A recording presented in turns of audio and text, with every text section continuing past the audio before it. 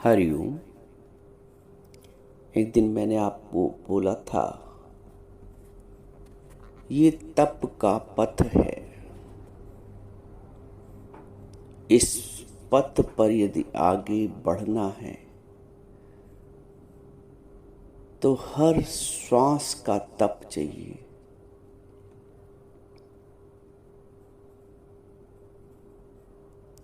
ये कोई सामान्य मार्ग नहीं है, ये कोई सामान्य कक्षा नहीं है।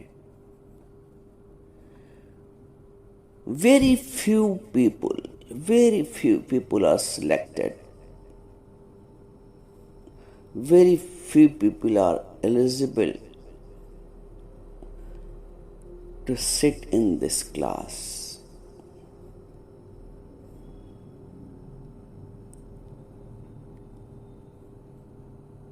Very few people.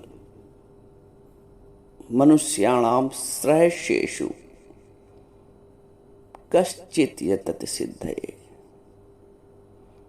यततामपि सिद्धानां कश्चिन् मां वेत्ति तत्वतः। बहुत बार बताया है, भगवान कहते हैं कि हजारों मनुष्यों में से कोई एक मेरी प्राप्ति के लिए यत्न करता है, और उन यत्न करने वालों में भी कोई एक मुझे तत्व से जानता है। कश्चिन मां वेत्ति तत्वतः। कुछ ही लोग। हम सब इस मार्ग पर बढ़ते हैं।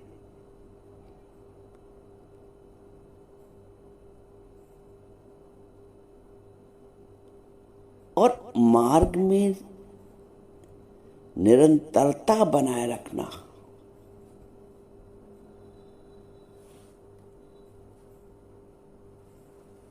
ये बहुत आवश्यक होता है।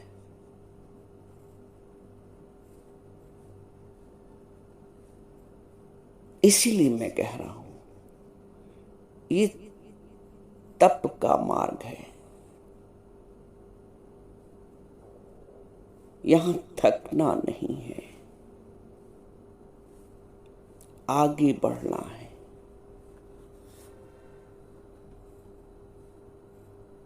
मन के विचारों से, स्वभावों से, संस्कार से अवरोध तो आएंगे।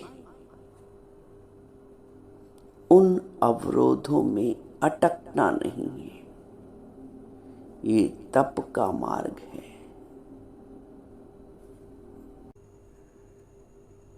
ये जो मार्ग है ना ब्रह्म ज्ञान का,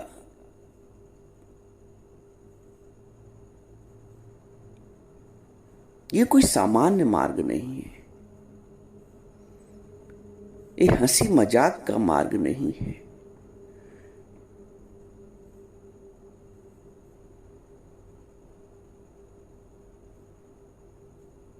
मात्र घंटी बजाने से काम नहीं चलेगा,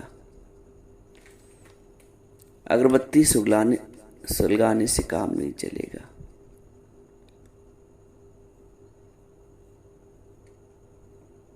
भूखे रहने से भी काम नहीं चलेगा।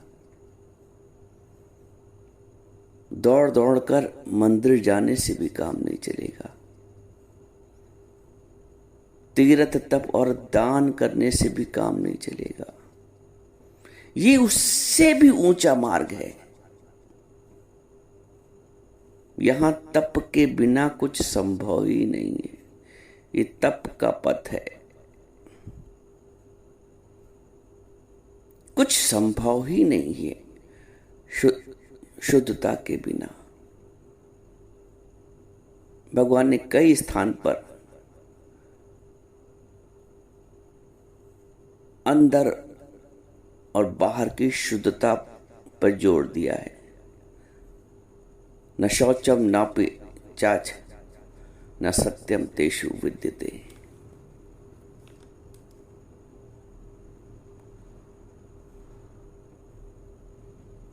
जो शुद्ध और पवित्र नहीं है ना, वो सत्य को नहीं पकड़ सकता, नहीं जान सकता। न सत्यम तेषु विद्यते, जो अंदर बाहर से शुद्ध नहीं है। न शौचम नापि चाचारो न सत्यम तेषु विद्यते। ये आसुरी प्रकृति के लक्षण है। यदि हम मन से शुद्ध नहीं है, पवित्र नहीं है, तो हम सत्य को भी नहीं अनुभव कर सकते हैं।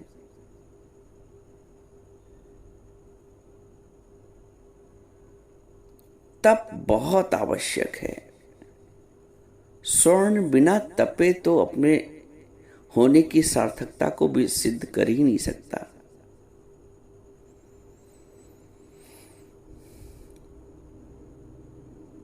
पत्थर बिना हथौड़ी छीनी के चोट खाए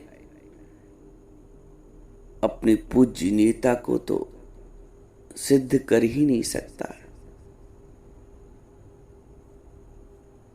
ये जो मन है, ये इंद्रियों का राजा है।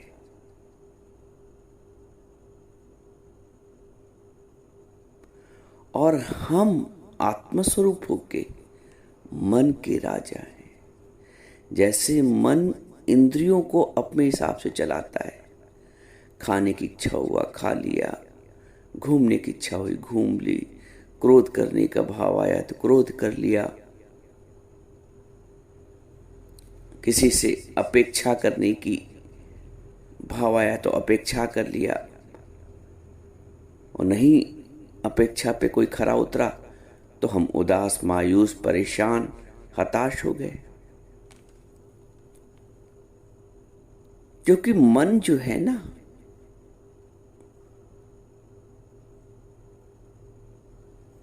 वो इंद्रियों का दोहन कर रहा है।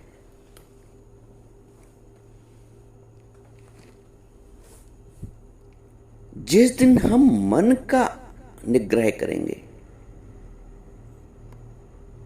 मन भी हमारे अंडर में होगा और इंद्रियां भी हमारे। जब हमने किसी देश के राजा पर अधिकार प्राप्त कर लिया, उसको जीत लिया, तो समस्त सेना भी हमारी हो गई। तो जब हमने मन रूपी राजा पे विजय प्राप्त कर ली, तो इंद्रियों रूप में जो सेना है इंद्रियों की, उसकी वो हमारी अपनी हो गई। फिर हम उन इंद्रियों से तप कराते हैं। तप के बिना एक श्वास भी निकल रही है तो वो अशुद्ध है।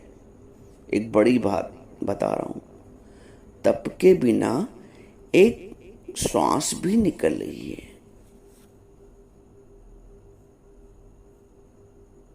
तो वो अशुद्ध है। तप के लिए ये आवश्यक नहीं है जैसे सतयुग में होता था, एक पैर से सैकड़ों साल खड़े हैं, हजारों साल ठंडे पानी में जल समाधि लगाए हैं, सालों अन्न जल का त्याग कर दिया है। आज के युग में ऐसा तप नहीं है।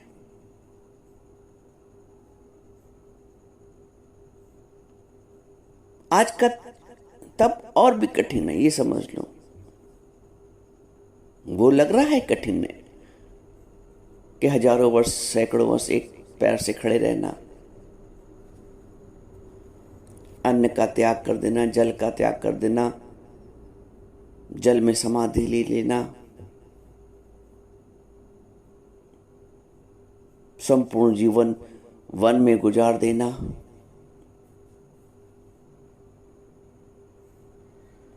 आज भी तप है, तप का स्वरूप परिवर्तित हो गया है। आज हम गृहस्थ में हैं।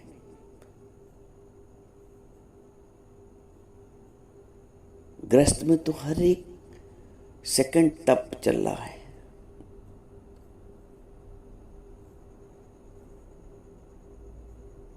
हर एक सेकंड तप है। तप ऐसे होता है कि जब आप इच्छा रहित होते हैं।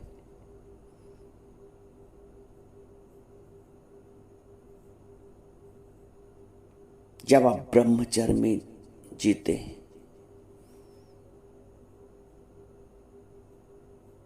जब आप शुद्धता का जीवन जीते,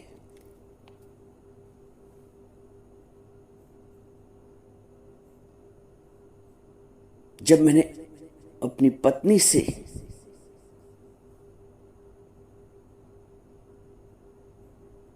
पत्नी का भाव हटा मेरे से, अक्सर मैं उसको प्रभु कह देता हूं, अक्सर मां भी निकल जाता है, अरे मां, कभी दीदी भी निकल जाता है। भाव की शुद्धता, एक साथ रहते हुए भी सालों से स्पर्श ना हुआ हो,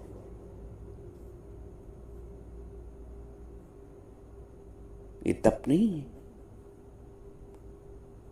और जब मैं अपने घर से शुद्ध और पवित्र होगा, तभी तो अन्य स्त्रियां भी मुझ में विश्वास रखेंगी। जब मैं घर में उसको मां बोलूंगा,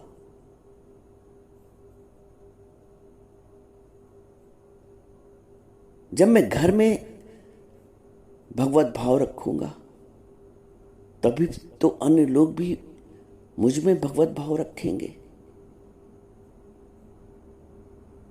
चैरिटी बिगिंस एट होम। एक एक इंद्रियों का तप करना पड़ता है। बताया था आपको, सुबह चाय बनाता था तो जब बेटे को जगाना होता था, प्रभु उठिए, चाय बना दी, पिए। आजकल वो बाहर है, घर में दो लोग, लेकिन दोनों में भी एक रूपता है, एक, दो नहीं है, एक है बस, एक परमात्मा। जिधर देखता हूं उधर तू ही तू है। तू ही तू का भाव ही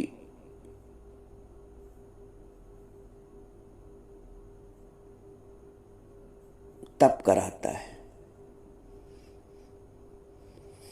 शरीर की मैं का भाव रखोगे तो कभी पति बन जाओगे, कभी पत्नी बन जाओगे, कभी मां बन जाओगे, कभी सास बन जाओगे। जहां सास बने वहीं पे अधिकार जागृत हो गए, जहां मां बने वहीं पे अधिकार जागृत हो गए। तुरंत रिटर्न की इच्छा हो गई। मैंने जीवन भर किया है, तो तुमने अगर कुछ कर दिया तो कौन बड़ी बात की। अरे मैंने कुछ किया ही नहीं, तो जब मैंने कुछ किया ही नहीं तो मुझे रिटर्न की भी इच्छा ही नहीं है। ये तप है ना, तप का मार्ग है। सब कुछ करते हुए भी अकर्ता का भाव। जैसे हम गुरु के लिए भजन गाते हैं, ओ मेरे सतगुरु दयालु सतगुरु, क्या तुमने मुझको नहीं दिया है। अखुट खजाना दे करके कहते कि मैंने कुछ भी नहीं दिया है। तो जब गुरु कर सकता है ये कार्य,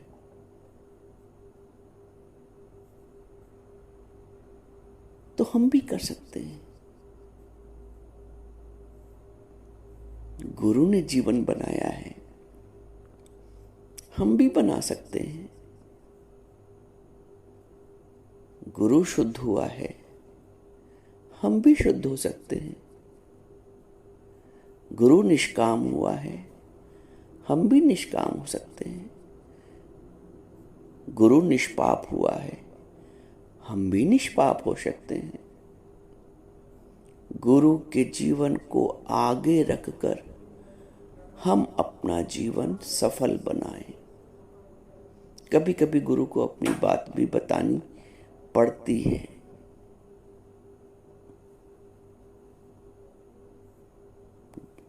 गुरु के जीवन को आगे रखकर हम अपना जीवन सफल बनाएं। एक प्रेरणा होनी चाहिए ना।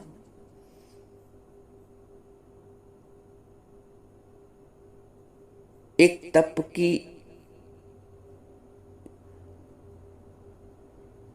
तप का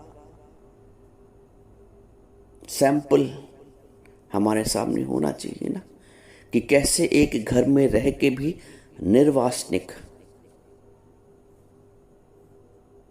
निरीक्षा, निष्काम,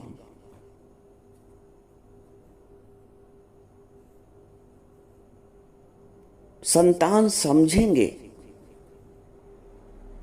तो संताप पाएंगे, क्योंकि संतान है तो इच्छा भी रहेगी, मेरे अनुकूल चले, मेरे हिसाब से चले, मुझे समझ के चले। छोड़ दो ये भाव। संतान का भाव रखोगे तो संताप भी प्राप्त होगा। है ही प्रभु, है ही संत, संतान। संत को तान दे वहीं पे, संत का भाव तान दे। संतान, संत है तू भाई, तू भी संत मैं भी संत, तू भी संत मैं भी संत। इच्छाओं, अधिकारों, कर्तव्यों का अंत। तू भी संत मैं भी संत, इच्छाओं, अधिकारों, कर्तव्यों का अंत। अब है ही भगवान।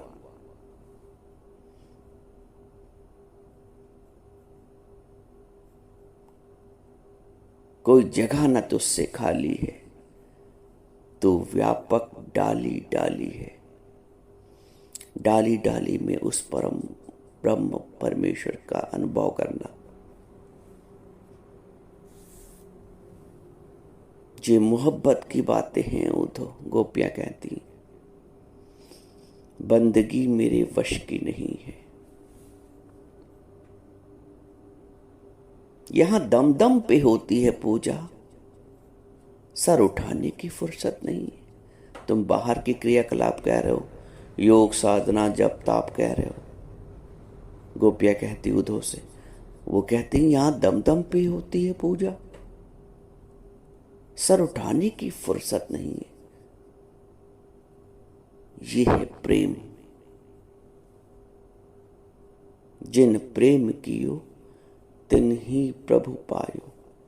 किससे प्रेम करना है? किसी मूर्ति से, किसी निराकार साकार से। प्रेम किससे करोगे? जो दिख नहीं रहा है। अरे प्रेम तो उससे करना है ना जो हमारे इर्द गिर्द है।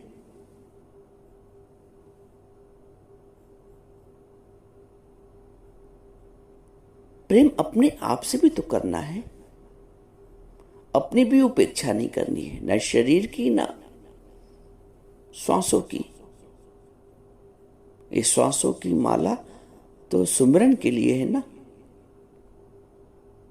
नानक बोलते हैं सांस सांस सिमरो गोविंद। इस सांसों की माला सिमरन के लिए है, और हम कहीं इच्छा, वासना, अधिकार, कर्तव्य में तो सारा दिन नहीं गुजार देते हैं। क्या मेरी प्रत्येक श्वास इस पथ पर तप के साथ ली जा रही है? कठिन है। कठिन इसलिए है क्योंकि हर पल अपनी मैं को कुचलना पड़ता है, इच्छाओं का दमन करना पड़ता है। करना पड़ता है, एक शब्द तो ये है, एक वाक्य, और दूसरा सहज हो जाता है। वाकई में जब आप शुद्ध हृदय से परमात्मा को अपना बनाते हैं, गुरु को अपना बनाते हैं, तो सहज में त्याग हो जाता है, जिसको बोलते हैं विलिंग रिनंशिएशन। करना भी नहीं पड़ता है कि मैं बेटे से कुछ ना चाहूँ, मैं बहू से कुछ ना चाहूँ, मैं अधिकार छोड़ दूँ, मैं वो स्थिति नहीं आ पाएगी कि मैं छोड़ दूँ, मैं पकड़ लूँ, मैं ना चाहूँ मैं चाहूँ। गुरु का प्रेम होता है ना तो स्वतः ही सब सहज छूट जाता है। एक तू जो मिला सारी दुनिया मिली। ये प्रेम की अवस्था है। देखो, ये प्रेम की अवस्था है। एक तू जो मिला सारी दुनिया मिली। का मांगू? फिर तो कुछ मांग रह ही नहीं जाती। का मांगू? कोई मांग नहीं रह जाती। सारी मांग जीवन की समाप्त हो गई। न पति से, न पत्नी से, न पुत्र से, न बहू से। सारी मांग समाप्त हो गई, सारे अधिकार समाप्त हो गए। मैं बड़ी बहन तो छोटी का फर्ज है, मैं जेठानी तो दिरवानी का फर्ज है, मैं सास तो बहू का फर्ज है। अरे सारे फर्ज, धर्म, कर्तव्य, अधिकार से परे हो गए जब ब्रह्म का भाव आया, जब ईश्वरी भाव उत्पन्न हुआ, जब परमार्थ का भाव आया, संसार का स्वार्थ का भाव स्वतः ही समाप्त हो गया। सूर्य आया, अंधकार स्वतः ही समाप्त हो गया। एक सहज प्रक्रिया है। अहंकार, अंधकार को हटाना थोड़ी पड़ता है, भगाना थोड़ी पड़ता है। सूर्य का प्रकट और अंधकार का स्वतः ही लय हो जाना। तो ज्ञान का प्रकट, अज्ञान स्वतः ही लय हो जाएगा। तुम्हें कुछ भी नहीं करना पड़ेगा। जिन प्रेम कियो तिन ही प्रभु पायो। कुछ करना नहीं पड़ता है, बस प्रेम में विभल होना पड़ता है। प्रेम की लगन, लगन में भी अगन।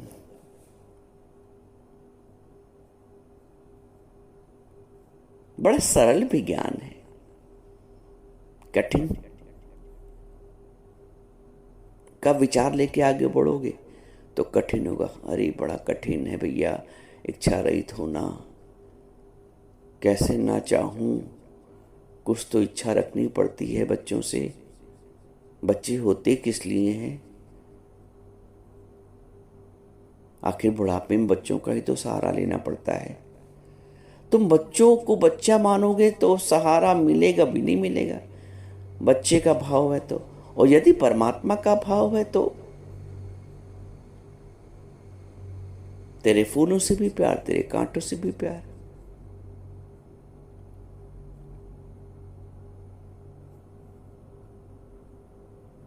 एक माई सत्संग में आती थी, वो गीता भगवान से बोली कि मुझे अपने बच्चों का सहारा है। गीता भगवान ने उसको इतना डांटा, तुम्हें भगवान का सहारा नहीं है, तुम्हें बच्चों का सहारा है बुढ़ापे में। वो कह रही थी बच्चों का ही सहारा है, पति उसके बहुत पहले ही नहीं रहते। गीता भगवान ने कहा अभी भी तुम ये कहती हो कि बच्चों का सहारा है। अरे परमात्मा का सहारा लेके कब चलोगे? जिसका सहारा मनमोहन होगा उसका सफल क्यों न जीवन होगा। संसार के सहारे तो बनते हैं, छूटते, बन बन के सहारे छूटते हैं। ये रस्म पुरानी है जग की, जो टूटे कभी और छूटे ना, वो तेरा सहारा काफी है। बन बन के सहारे टूटते हैं, ये रस्म पुरानी है जग की, जो टूटे कभी और छूटे ना, वो तेरा सहारा काफी है। मुझे गरज न और सहारों की, एक तेरा सहारा काफी है। मुझे गरज न और सहारों की। ये पवित्रता है जब हमें परमात्मा के सहारे के सिवा कोई सहारा नहीं सूझता है। संसार का सहारा, आज सहारा प्राप्त है, कल उन्होंने अपना हाथ घसीट भी लिया तो क्या। सहारा आत्मभाव, सहारा गुरु के वचन, सहारा प्रभु का प्रेम, सहारा अपनी तपस्या, प्रतिपल तप, हर श्वास का तप, क्योंकि निरीक्षा होना ही बहुत बड़ा तप है। निरीक्षा होना ही बहुत बड़ा तप है। आज से निरीक्षा हो जाए, नहीं चाहिए किसी से, एक गिलास पानी भी नहीं चाहिए, उसकी भी इच्छा का त्याग, सहज त्याग। हम क्यों चाहें कि कोई हमारी साड़ी तहा दे? हम क्यों चाहें कि कोई हमारे आगे पीछे घूमे?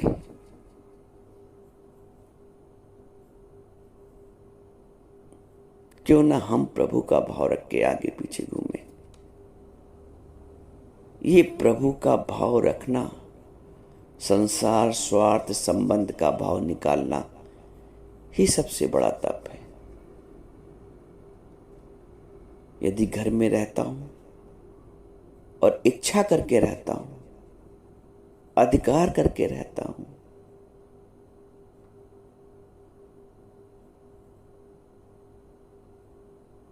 तो ये अपवित्रता है। इच्छा रखना ही अपवित्रता है, इच्छा रहित होना ही पवित्रता है।